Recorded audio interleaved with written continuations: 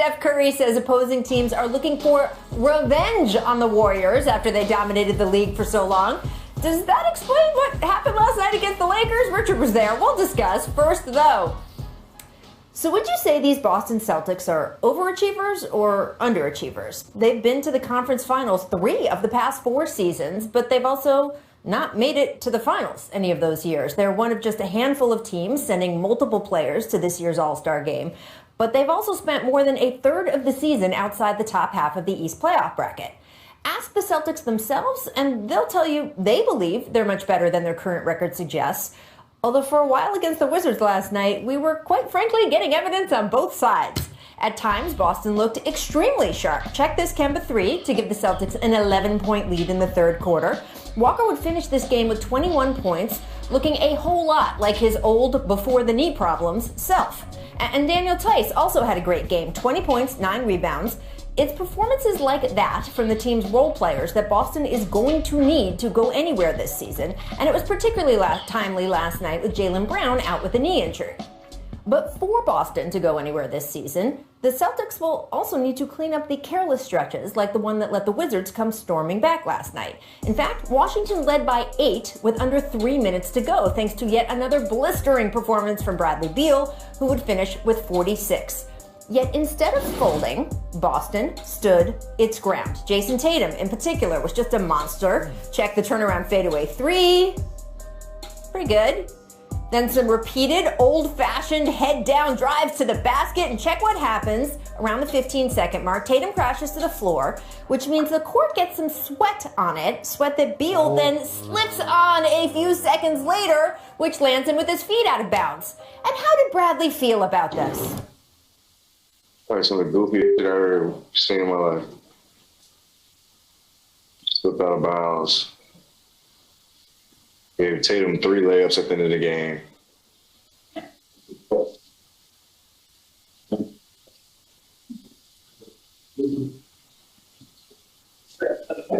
I'm pissed off. Yeah, he said 3 layups for Tatum, and here's the third. Fantastic reverse there. That put Boston up by 1. And while the Wizards then had the ball and nearly 5 on the clock, watch the Celtics sideline here. The coaching staff recognizes Washington's set here. It's the same one that helped the Wizards beat Denver recently, and they start yelling instructions, telling players Beal is going to curl to the corner and that no one should switch. The heads up allowed Boston to trap Beal in that corner. Brad couldn't get a shot off, and boom, Celtics win. Got a shot off, couldn't get a good shot off. Hit it too. Afterward, Brad Stevens praised Tatum's, quote, will to win, saying it's been a pretty tough month for him, but that this team has kept its connectedness and its belief. The Boston Celtics see themselves as one of the NBA's better teams. And while the jury may be still out for the rest of us, last night was certainly another step toward at least making their case. So, Richard, where are you on that? Do you believe in this Boston Celtics team this year? I do believe in them. Like, do I think that, they need to improve a ton if they're going to make a similar run that they made last year?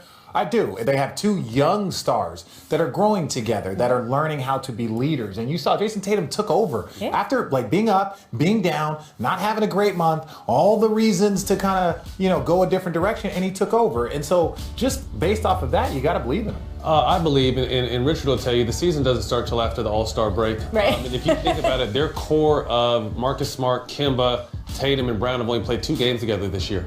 So they still haven't got that chemistry and that timing down that they need, and they will get post All-Star break.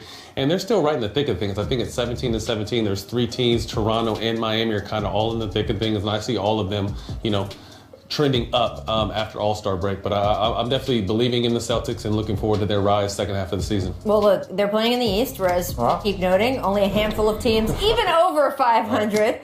Oh boy, I'll get to that a little bit more later in the show. But look, I think that if you get what you get last night, if you get Kemba looking like Kemba Walker, if you get role players playing to their ability, if you get Jaylen Brown back, this is a team that could do something. The thing is, though, they are going to be hard capped this year. So I'm interested to see what they do at the trade deadline. Do they use that trade exception they got out of the Gordon Hayward deal? Do they wait to do it this summer so they give them more flexibility this summer? I can't tell yet whether Danny Ainge feels this team really can make a run. So how much is he going to invest in them? And then, of course, we're getting ready for Marcus Smart to come back too. I think one thing too is I think we're underestimating Marcus Smart's importance, and it doesn't always show up in the numbers. But Tatum's numbers and Brown's numbers offensively are down with Marcus Smart out, because he does kind of the Clay factor, where Clay would always take the top scoring guard and kind of help save Steph a little bit. Marcus Smart does that for both those wings. Both those guys play defensive, but that's Marcus's job. And I think his leadership and the little things that don't show up on the stat sheets are really overlooked with his absence right now. Yeah, no, I 100% agree. Marcus Smart, and you see that. We've seen it with COVID. We've seen it with injuries. We've seen so much. So this year, it's tough to really judge almost any coach, right? Like Utah, who is rolling through the league, they've only had 3 different starting lineups. They've had no COVID and no injuries, and they're a very good team. So that's why. And so other teams that have dealt with it, even if they're a very good team, you could see a big drop. You said coach. You mean the blowback on Brad Stevens right now in Boston, because it's loud and windy at the moment. Marcus Smart, also a lot of playmaking for the Celtics, too, that they're missing there as well. All right. Let's go to the other side of that game, because it's time for another edition of our favorite news show. I love this. Go ahead. This is the true story. True story. Of 17 strangers picked to play on a team. We're all adults. Work together. I can't do you guys' job. You guys can't do my job. And have their lives taped. It's frustrating. Find out what happens when people stop being polite. And start getting Beal. Well, I know dog. The Beal world. DC. First of all, I hear that G Wiz is a terrible, terrible roommate. I'm just going to put that out there. Before Sunday's last-second loss to the Celtics, the Wizards had won 7 of their last 8, and they're only 2 games back of earning a spot in the play-in game. So, Matt, should Wizards fans see the glass as half empty or half full right now? Definitely half full after the way the season started. And I think, too, and kind of our job is, what have you done for me lately? They got off to a terrible start, but we're forgetting Russell Westbrook they had to get used to Russ. Russ is a star, a future Hall of Famer, but his style of play is something you have to get used to, and he had to get used to Bradley Beal. So I think, they're off to, they're playing a lot better. I would believe half full. It's not like we're saying this team is going to make a championship run, but they're definitely capable of making the playoffs in the East. Yeah, I agree. I think if you look at how a team is played, to Matt's point, look at how they're trending, and they're trending in a positive direction. That being said, 11 straight games of scoring 40. And so losses. That's got to be. That's got to be. Let's actually say the stat for the people. So Bradley Beal has the last 11 games where he has tipped over 40. The Wizards have lost, which is not shockingly an NBA record. It's not an NBA record? I mean, I'm sorry, that is the. Oh, I'm about to say, I was like, who scored more than that and didn't win It's one day, again? and I need more coffee. It's okay. But that, to me, there might be something in that stat. Like, there might be something in that stat. Now, I'm not going to, get on Bradley Beal or say this, but 11 times? I'm sorry, if I'm doing something 11 times and it's not working, I might change. What else do you want him to do? I'm just saying, I might change my approach. Well, there's an interesting stat. I did my show this morning and we were digging a little bit. When Donovan Mitchell shoots just under 20% or 20 attempts a game, they're 15-1. When he shoots 22 attempts per game, just that's 2.5 shot attempts per game. Right. They have the record is a lot different. So there's that thin line between attempts and numbers for leading players that kind of tilt whether they're going to win or lose. Yeah, and that's the thing. It's like, if it's like, I'm not saying not to go out if you're cooking to go. He's supposed to try to score 50 every night. Every night. That's his job to do. But it's like, okay, maybe take a different approach to that. Because 11 straight times at 40, that's not just a random thing. That means that you're scoring, you're doing a lot, but it's not generating team wins. Yes, that's all true, but it also does get back to what you were talking about in the Celtics part of this discussion, which is they have had a crazy number of starting lineups, hit hard by COVID, and obviously I think it's hard to get in a rhythm with your teammates for the kind of stuff you're talking about. Yeah. I think a lot of games, Bradley has just been like, I guess it's just me. I'm going out there. There I go. Beal World DC, an excellent show within the show, brought to you by The Jump. And I hear that the Real World New York that started off the Real World on MTV, they're having those guys come back and live in the house. Is that like Puck and those guys back in the day? Like teenagers. So before that, the first one, the original one in New York City. Later in the half, steps back on Dario Saric. Well, I know, but he is the number one. But okay. This is what you expect. Would you like a list of number 1 picks that didn't work out? Because it's longer. Yeah, but the list of ones that have is longer than the ones that haven't. That's true. This kid's a dog. I like him. He can play. And he's just learning. He's still have to learn. Still learning. And that's a tough look. Anytime you're drafted into that kind of situation. Maybe it's the music that's making me fall asleep. Maybe it's this music. Like, these are not Richard, music for highlights. I cannot tell on a given day what's going to make you fall asleep. I just know That's it's true. likely to be something. Miss mopping. That's excellent out of the production team. Thank you. Keep your eye on the defender trying to catch up. Hey, these are serious. I remember, like, when you fall, like, in traffic is coming too, like, you got to really prepare yourself not to slip and hurt your Okay, but you get the little slip and slide vibe here. I Hilarious. miss slip and slide. Yeah, that's from... Oh. Hey, this is what decided the Wizards game. That's true. A little sweat on the floor, and there you go. Hey, my dad used to make us put the slip and slide on the cement driveway because he loved his grass and our terrible No way. Oh, yeah, it was rough. We had to put towels and blankets at the bottom so we didn't go in the street. But you still did it. Oh, yeah. Soap on it. You put soap on the slip and slide? Ooh, it's a new level. That's got to be fun. slick. Oh, yeah. Oh, you put, like, dishwashing soap? And yet your twins have like the luscious grass to slip and slide on. Different world. Yeah. That's how it works. Make goggles. Back to Minneapolis. Check out this crazy dish to the corner from Karl Anthony Towns. Ooh. English on that. Okay. And he made it too? All right. Happy to see Towns back, man. It's just been a tough year and a half for him. And, you know, he just beat it himself. Happy for him, but obviously prayers to him. No one in the NBA has had a worse 18 months than Karl Anthony Towns. He deserves all the shouts right now. Let's do it. Welcome back, big fella. Now, D'Angelo Russell gets back soon too. All right, Miss Balance. Let's go Jazz Magic. Jordan Clarkson, 6th man of the year, dropping Michael Carter. Gotcha. Little spin move there. Gotcha. No. Hey, it's crazy to see all these young Lakers doing so well in other places. And it's not even that it was the Lakers situation this year. You're not really able to spread your wings in situations like that when there's superstars there. So you see Julius Randle having a career, Brandon Ingram, Jordan Clarkson.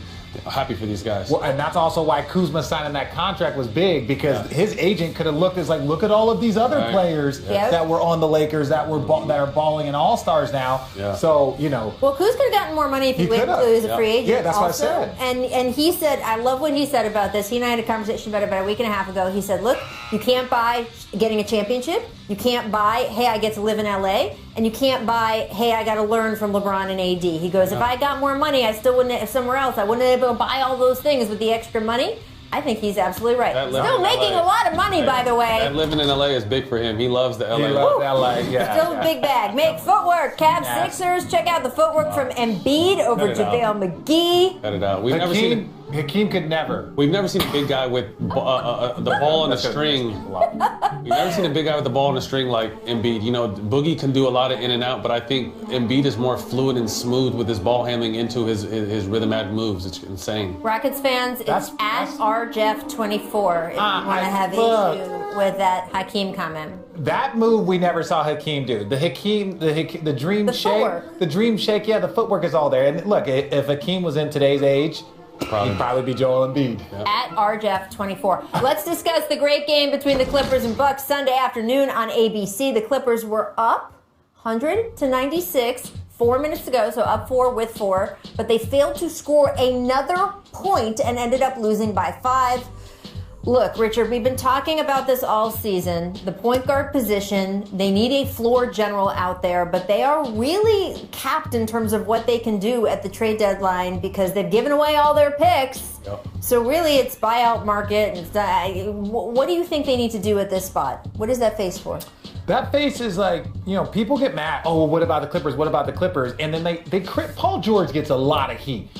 I understand Kawhi gets a pass, but Kawhi needs to start getting talked into this a little bit because Kawhi is a part of the problem as much as Paul George, even more so because Kawhi is considered a better player. The point guard spot is more of the problem? No, 0 for 9 for those two has nothing to do with the point guard spot. Like they've had this similar point guard situation over the last couple of years, and they were still favored last year. Now we're trying to figure out why. Do last year? I think the point, and this is not a knock on Beverly, but to me, your point guard either has to be a scorer or a playmaker, and he's neither. You know, he's one of the best on-ball defenders we have in the league. I think he would be even better suited at the 2 if that was available, but it's not available. But coming off the bench, they need to. But their hands are tied with the contracts to get, these two superstars they got. So you can look at a Rubio or an Eric Bledsoe, possibly packaging a Who's the kid they got from Duke? What's his Oh, name? Kennard. Yes. Possibly packaging a Kennard because they gave him some nice money, but I feel like they definitely need to address that point guard situation.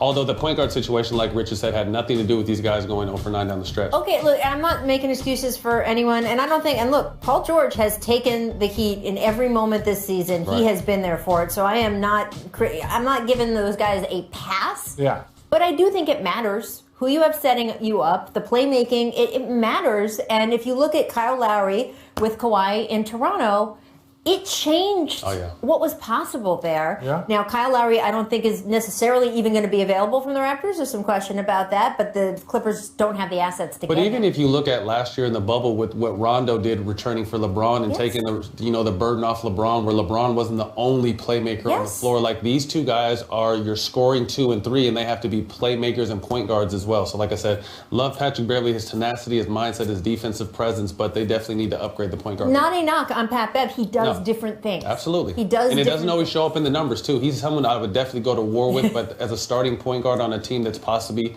a championship caliber team, I think they need to upgrade the point guard You're spot. not here for it. You're just, no, that face. We look at 0 for 9 and then we say, oh, well, they need a point guard. This has been a conversation the whole season, though. No.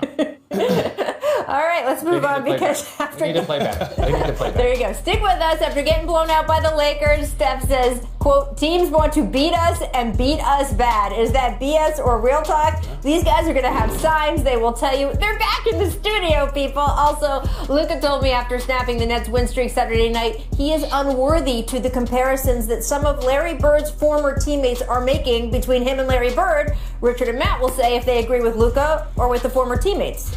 Stay with us. Train with Boss, Kevin Hart's trainer. Okay. Oh my God, I can't. Man, back spasms, butt spasms. I can barely move today. Matt, I haven't done Horrible. it yet. I haven't played yet. I RJ, haven't that's played the since I was first retired. time in 4 years, bro. Four times in 4 years I tried to play basketball, and I'm heading to Dr. Pat as soon as we get off the air. My body's killing me. That's incredible. Look, I have a lumbar pillow right now. That's how tight my back was. That's how tight my back was. I can't even imagine trying to play basketball right now. No. Crazy. I got through. I'm on That's the one first thing. I'm time? First time. It's crazy. Yeah, I coach the kids, but like I'm so used into coaching, I don't shoot or nothing. Like I just rebound for my kids, so I don't ever have time to really even think about playing. We're in the worst spot because we're not that far out where we want to go play with guys at the YMCA. Right. We're like, no. But then also we don't want to stay in the type of shape to go run at UCLA. I don't want to be in that type of shape because you got to stay in shape. Look, I'm 40. I don't need any basketball. I have no desire. Yeah. I have zero desire. Like I said, they were just talking after we were done training. Let's go play. And I happen to have some shoes. I just wish I didn't have shoes in my trunk yesterday. Your guys are a little bit older. So, like, my guys are 3 and 5. So it's like in 10 years when they want to go to the park and, like, hoop, I'm going to be 50, I'm like, I'm not messing with y'all. So that window is closed. I thought you were 50 now. Right. 40, about to be 41.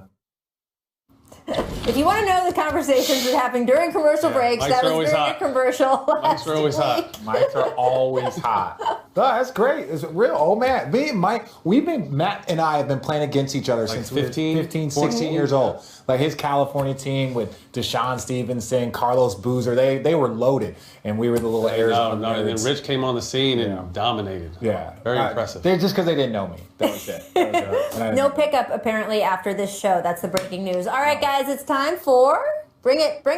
The ball deserves to go on the crowd after a bullet move like that. I think it's bullshit. I just thought it was bullshit. Don't give me that crap!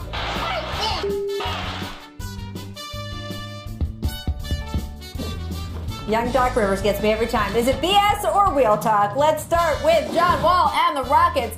Took a 49-point home loss to the Grizzlies last night. It was the largest win in franchise history for Memphis. Yeah, I would think so. Wall was asked about the loss after the game and simply said this blank terrible.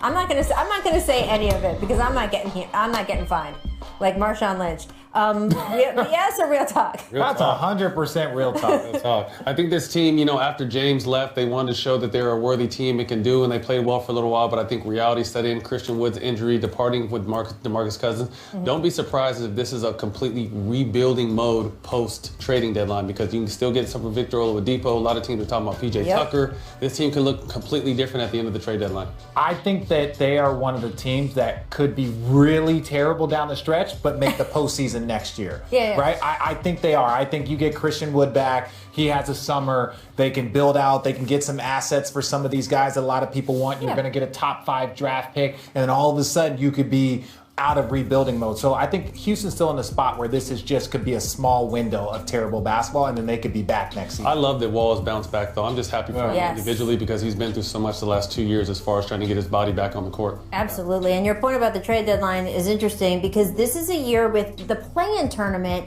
You have more teams that are going to at least stand pat. Even if they're not buyers, they're not going to be sellers because they think they can get in at least to a play-in game. And you have teams, frankly, especially in the Eastern Conference, who have not been in the playoffs in a long time. So getting that play-in spot means something to them. So they're not going to be sellers in the same way. So if you're Houston and you can be a seller, and Woj reported over the weekend that Victor Oladipo turned down a contract extension. So he's an expiring and is definitely someone who you might see moving out there.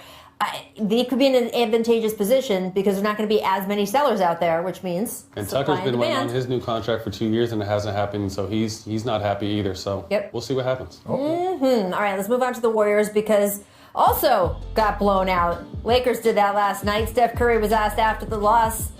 He's well aware the Warrior championship run has made them a target. Take a listen. We have to remember, even when we're playing well, we won 3 in a row. Teams still want to beat us and beat us bad. They still have, a lot of memories from the last 5-6 years. Just want to clarify there, he meant games, not championships. 3 in a row. BS or real talk? Real. This is the realest talk I've heard in a long time. I mean, people took that dynasty run personally, because they were stomping on people and taking names that whole entire time and dancing and celebrating and winning championships. People don't forget that, So until they right this ship, people are going to take pride in trying to beat the Warriors down every single night. And one thing that we gloss over because the game has changed. Remember all of the turning around and high-fiving each other because Steph is that good of a shooter? Like 90s basketball players, early 2000 players, that would have been a fight. That would 100% been a fight, but the rules are changed and all that stuff is good and fine. Now other players are doing it, and that's where he's changed. That's a great point, though, because back in the day, you could never. So the point is, they were doing some quote-unquote historically disrespectful stuff on the court and whooping you, and there was nothing you could do about it. And backing it up. So now that you're down, no. We're going to put that gas pedal. I don't care how far you are down. We're going to keep that gas pedal. And when I say that he was doing disrespectful stuff, is not that's part of the game. Like, it's cool. It's a bat flip. It's whatever. But 20 years ago, 10 years ago, remember it. They would never been allowed. So there's still a little of some old heads in this game that want to put it on them for the show. Matt, what was the flip for you? Because you both played against those championship teams, and then you played on one of those championship teams in terms of experiencing how the league saw them from the inside and outside. It was frustrating because you couldn't really do nothing with them. I mean, you can get as mad as you want, but Steph, Clay, KD, and Draymond orchestrating, you were at their mercy. And like I said, everyone remembers that, and getting a chance to join it and see it. It's even funner being on that side. Well, of course it is. Yeah. But Matt was doing some of that disrespectful stuff, too. As long as Steph has a Warrior jersey on, they're going to be a target. Yeah, that is true. All right, Luka Doncic led the Mavs with 27 points as they beat the Nets on Saturday. After the game, I asked Luka about a notable comparison that we're starting to hear between himself and 3-time MVP Larry Bird. Take a listen to what Luka said. Luka, one of Larry Bird's old teammates, Cedric Maxwell, has been calling you Larry Bird reincarnated. And your coach, who also was a teammate of Larry Bird, told us this morning that he does see the resemblance. Have you looked at old film of Larry Bird? Do you see the similarities yourself? I mean, yeah, I looked at it. I saw a lot of films how he played, but you can't compare me to Larry Bird. All right, guys, I want to make clear in that question, this was not like us at ESPN making this comparison. This was first Cedric Maxwell and then Rick Carlisle agreeing that he sees some of it, Larry Bird's old teammates. Do you think Luka's right that you can't compare him to Larry Bird, or that you can compare him to Larry Bird? Ooh, split. I think you can. Okay. And not from a championship overall career perspective. Larry's one of the greatest players we've ever seen. But like Cedric Maxwell said, he's a 2K version of what Larry Bird would be, with all the footwork and the ball handling, his size, his ability to get a bucket at any time. I think it's high honors when former teammates of one of the greatest players we've ever seen can compare a current player to him. And it's factual. When we do it, it's a little different. We never played with Larry, don't know Larry. But when guys that played with him and went to war with him can give you that kind of compliment, I just think Luka's being modest. I think Luka's being modest, and rightfully so. He should be modest only from a place of, like, Larry Bird, we know this. If Larry Bird, had the three-point line, all the things, like, if the game would have been different, who knows what Larry would have been able to do, because he was one of the greatest shooters that we've ever seen. Like, Steph, Clay, him, Reggie, Ray, like, he's in that category. Luka's not quite in that category. As far as being a big player that moves at a different pace but controls the game, there are so many similarities to the game, but to compare him, you start to look at legacy versus like who he is right now. Now, Luka's got a long way to go before he could be in a conversation with Larry Bird. But are there skill similarities? Yes, but I think Luka's doing the right thing by not well, I see that he's my favorite player. That's who I want to be like, and my goal is to be better than Larry Bird one day. And it's just like, and then people start killing him for that. Right. You know what I mean? So I think Luka definitely played it right. But as in our position, I think we can say it. I think Luka did the right thing because, like I said, if he said what Richard just said, oh, you think you're Larry, you're this. You know how social media in this world is. But Luka definitely has a lot of similarities, and it's going to be exciting to see him stay healthy and do what he does. Well, there's fans who obviously think that Luka is going to have a Larry Bird-like career because I'm up there too. I think so too. He had the top-selling ever NBA card. Am I getting that right, producer Danny? More than $4 million. Crazy. No rookie card has ever sold for that much, or no card ever has ever sold for that much. Yeah. That's crazy. You know what's funny is I got a text from Gary Vee, the guy that's on social media all the time, maybe 6 months ago. He said, Matt, buy trading cards are about to explode. And I looked at it, saw it, okay, I don't have time to buy trading cards, and now it's all you hear is how expensive and how, you people are buying portions. People are buying portions of trading cards. So there could be 10 of us, and we will buy like that card, and then let it sit there, and then let it increase. You're like, I know our friend Dave McMenamin on his IG feed is always going through the trading card stuff. There you go. Serious. Someone just spent $4 million. Crazy. Coming up, Giannis Antetokounmpo and the Bucks have won 5 straight. Make something out of nothing. I think it's okay to do. Those are things you do when you're young. You ain't gonna see no old dude doing that. Yeah, right? Hurts falling. Yeah, you try to avoid falls at all costs once you get past a certain age, but he still is. Game in a row. I'm just trying to have fun every possession. That's what I've been doing the last couple of games. That's what I'm going to keep doing for the rest of my career here. Giannis downhill, slams it home. Some impressive numbers the last several games for Giannis. 36 today on the heels of a 38-piece, a 37-piece, and another 38-piece. Tell me what you gonna do, Timmy. That wingspan. Woohoo! Let's check out who was in the zone, brought to you by AutoZone. Oh yes, it was that man you just saw. Back-to-back MVP, Giannis Antetokounmpo. Been on a tear his last 5 games, averaging more than 35 points per game, 14 rebounds, 6 assists, 2 blocks, and a steal.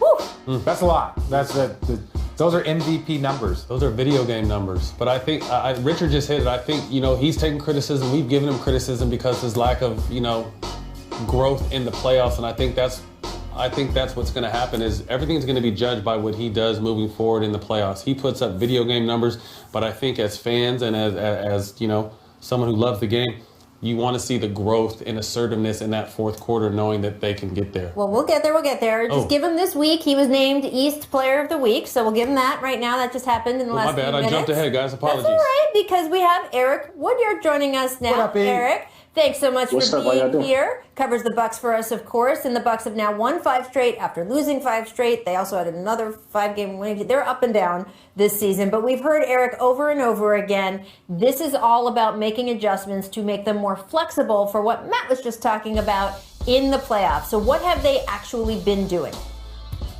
Number one, it's a change in mindset. We've said it over and over, but it's serious. This team has really changed the mindset.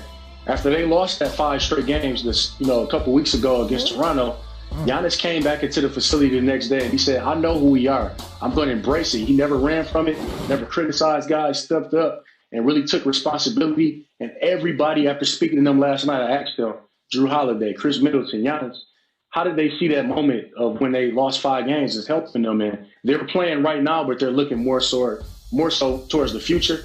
And they embrace that process, and I think it's helping them now.